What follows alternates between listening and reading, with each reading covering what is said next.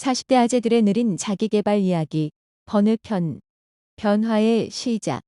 의지, 행동, 그리고 환경. 무엇이 먼저일까? 제가 준비해온 주제는 네. 저희가 이전에 나눴던 이야기랑 맥을 좀 같이 하는 것 같아요. 네. 어쨌든 자기 개발, 마인드셋, 또 새해 목표 이런 것들이 네.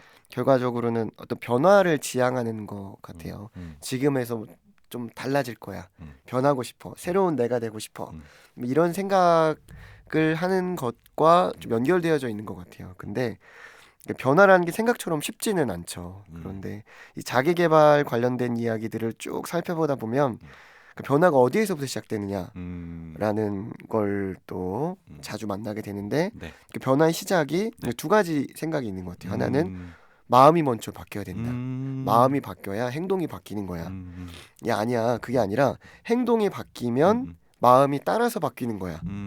요 두 가지 생각이 공존하는 것 같더라고요. 맞아. 그래서 약간 그 닭이 먼저냐 달걀이 먼저냐 그렇죠, 느낌의 그렇죠. 그런 그런 게 있네요. 느낌으로. 그래서 이 주제를 가지고 좀 이야기를 나누고 싶었어요. 그럼 음. 변화는 어디서부터 시작되는 건가? 마음이 먼저 바뀌어야 되는 걸까? 아니면 행동을 먼저 바꾸면 마음이 자연스럽게 따라서 바뀌는 걸까? 그러니까 마음이 바뀌어야 된다는 거에 대해서는 네. 많은 분들이 공감을 하고 그래, 마음이 바뀌어야 뭔가 변화가 진짜 시작이 되지 라는 말은 우리가 다들 공감을 하시는 분들이 많이 있을 것 같은데 네. 이게 마음을 바꾸려고 노력하면 네. 이게 너무 추상적인 작업 같고 애매모호한 거죠. 마음이란 게 눈에 보이지 않는데 이거 어떻게 바꿔야 되지?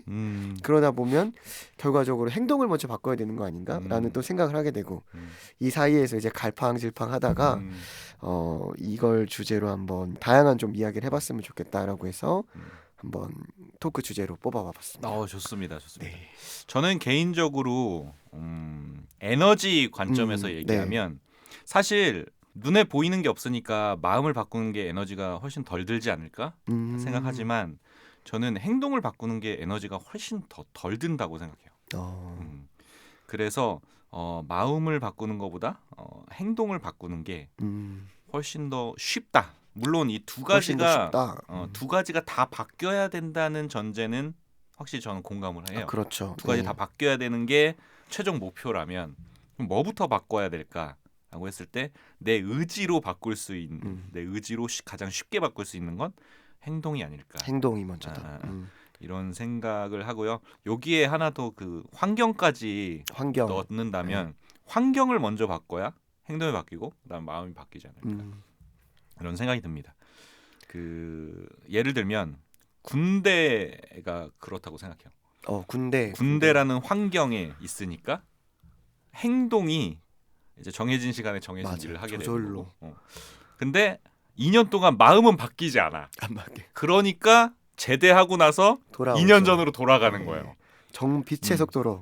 근데 원래 문제는 느껴야죠. 그 2년 동안 자신의 마음도 좀 이제 바꾼 사람이 있다면 그 사람은 이제 군대에서의 생활 패턴이라던가 이런 게 쭉 이어지겠죠. 그래서 저는 그 에너지 면에서 봤을 때는 환경을 먼저 바꾸고 환경에 맞춰서 내 행동을 바꾸고 그러다 보면은 어느 순간 이제 마음은 바뀌는 노력을 해야 된다 이렇게 생각합니다. 제가 이 질문에 대해 관심이 생긴 이유 중 하나가 음. 흔히 자기 개발 관련된 컨텐츠들이 정말 많잖아요. 네. 책이나 영상 같은 것들. 네. 근데 그 저자분들의 주장 중에 하나가 이런 게 있었어요. 너의 마음이 바뀌어야 돼. 생각이 바뀌어야 돼. 무의식이 바뀌어야 돼. 그래서 그걸 바꾸려면 시크릿처럼 이런 그 무의식을 바꿀 수 있는 좋은 컨텐츠를 계속 네가 자주 접해야 돼. 그런 주장 우리가 한 번씩 들어보잖아요. 그 아침에 오늘의 명상. 그런 것처럼 이 영상을 반복적으로 계속 봐야 된다. 이 책을 뭐 책이 다를 때까지 읽어봐라. 막 이러는 거예요. 그러니까 언뜻 일견 설득력이 좀 있어 보여요. 그죠, 그래, 그죠. 뭔가 생각을 계속하고 최면요법 같은 것도 있으니까 어떤 지금까지 하지 않았던 생각을 계속 반복하면 뭔가 마음의 변화가 생길 수도 있겠다는 생각이 드는데 다른 한편에서는 그럼 내가 그런 방식으로 해서 내 관점이 바뀐 경험이 있나? 사실 거의 없어요. 네, 그렇게 뭔가 반복해서 내 스스로 어떤 생각이나 어떤 그것을 반복적으로 접해서 컨텐츠를 자주 접해서 바뀐 적이 있다고 생각하니까 사실 별로 그런 적이 없더라고요. 오히려 어떤 우연한 행동, 내가 예기치 못했던 의도하지 않았던 색다른 경험, 어떤 만남 이런 걸로 인해서 세상을 바라보는 관점이 바뀐다거나 전혀 새로운 경로로 삶이 흘러가는 경우가 더 많았던 것 같더라고요. 그래서 과연 이렇게 뭔가 어떤 특정한 생각을 반복해서 마음을 바꾸는 게 아니라 어쩌면 또 외부에서 새로운 사람과의 만남이나 아니면 예기치 못했던 경험 뭐 그런 것들 그 행동적인 측면에서 변화가 시작되는 것이 훨씬 더 변화에는 효과적인 방법이지 않았을까라는 생각이 좀 들었어요. 그래서 그런 주제로 좀 이야기를 조금 더 하고 싶었습니다. 네. 굉장히 이거 좋은 주제인 것 같아요. 네. 이 주제에 대해서 다양한 의견이 존재할 것 같아요. 네. 예전에 그런 걸 본 적이 있어요. 예전 방식의 이제 우울증 같은 거 치료할 때 예전 방식은 마음을 계속 치료하려고 했대. 마음을 치료해야 결과적으로 이제 보이는 현상이 그렇죠. 변한다. 이렇게 계속 했대요. 그런데 요즘 방식은 이제 보이는 현상을 변화시키는 거예요. 막 웃음 기법 이런 거 하고 그러다 보니까 더 이제 긍정적으로 막 행동하게 하고 더 열정적으로 행동을 자꾸 이렇게 막 하게 하는 거야. 그러면 마음도 그 행동에 따라서 따라간다. 마음의 이제 주파수가 맞춰진다는 거죠. 그 가장 대표적인 말 중에 그 웃음 치료 같은 거 많이 있잖아요. 뭐 네. 양로원 같은 데 가면 레크레이션 강사님들이 항상 하하 웃어보세요. 10초 동안 웃어봅시다. 막 이런 거 하잖아요. 어이없는데 재밌네. 그래서 그러면서 거기에 나오는 근거들이 웃으니까 행복한 거지 네. 행복해서 웃는 게 아니다. 이런 말이잖아요. 그런 말도 이 이야기의 연장선이지 않을까. 맞아요. 그런 생각이 들었습니다. 그런데 최종적으로 마음이 바뀌어야 되는 건 맞아요. 결과적으로 바뀌어야 되는 건 결과적으로 마음까지 바꿔야 모든 게 바뀌는 거 이거 마무리가 된다는 건데 마음이 안 바뀌면 아까처럼 2년 동안 군대에서 고생을 해도 2년 전으로 바로 돌아온다. 그런 이야기가 되는 것이죠. 이 마음이라는 게 참 바꾸기 가장 어려운 것 중에 하나인 것 같아요. 그죠. 타인의 마음도 바꾸기 어렵지만 내 마음을 바꾼다는 것도 정말 할 수만 있다면 자유롭게 바꿀 수만 있다면 너무 좋은데 이게 왜 이렇게 어려운지. 그래서 이게 어려우니까 저희가 이런 고민도 하는 것 같아요. 그죠. 바꾸고 싶지만 잘 안 되니까 이렇게도 해보고 저렇게도 해보고 뭐 맞아요. 접근법도 다르게 한번 해보고 뭐 그런 고민을 하는 것 같습니다. 그럼 이런 거 이야기 한번 해볼까요? 그 마음을 바꾸는 그래도 뭐 한 40년 살아왔으니까 나만의 노하우나 아니면 행동을 변화시키는 그런 나만의 노하우나 이런 게 혹시 있나? 저 같은 경우에는 마음을 바꾸는 시점을 보면 약간 그거에 대해서 제대로 이해하는 순간 바뀌는 것 같아요. 그 전까지 제가 알고 있던 상식이나 지식이나 아니면 관점이 있었는데 그게 약간 틀렸다. 걸 인식하게 되고 새로운 것을 이해하게 되면 아무래도 과거와는 다른 지식이 대체를 하게 되니까 그때부터 좀 변화가 일어나는 것 같아요. 그래서 새로운 것을 이해하게 됐을 때 완전히 그때부터 뭔가 변화가 일어난다. 그래서 마음의 변화라는 것이 그런 약간 그 지적인 측면하고도 좀 관련이 있지 않을까. 네, 그런 생각을 좀 최근에 많이 해보고 있습니다. 스스로 좀 납득을 하면 납득이 돼야지 그때 변화가 생기는 것 같아요. 저도 사실은 그 원더님하고 비슷한 사람인 게 그런 말이 있어요. 나 테니스를 배우고 싶어요. 테니스. 그러면 그렇죠. 바로 테니스장에 전화해서 테니스장에 달려가는 사람이 있고 서점 가서 테니스 책을 사는 사람이 있어요. 네. 그럼 어떤 사람이세요? 두 부류 중에? 저는 일단 가는 편인 것 같아요. 네. 저는 테니스 책을 사는 사람이에요. 일단 알아야 돼. 알아야 시작하는 거야. 알아야 시작하는 사람이라서 이게 스스로 납득을 해야 이제 시작을 할 수 있는 거죠. 그러다 보니까 40년 살아오면서 그런 게 많이 보이는 거예요. 준비를 철저히 해가지고 시작하는 사람이 있는 반면에 그냥 기본적인 준비만 갖추고 바로 행동해버리는 사람들이 주변에 많잖아요. 그렇죠. 그러면은 그 사람들이 이제 생활하는 걸 보다 보면은 그 결과가 그 선택의 결과를 보게 되잖아요. 행동하는 사람들의 결과가 훨씬 더 좋더라고요. 완벽하게 준비하는 사람보다. 그 에너지 면에서도 그렇고 시간 면에서도 그렇고 나중에 결과적인 면에서도 그렇고 오히려 이제 준비하는 게 너무 오버스러운 거 아닌가.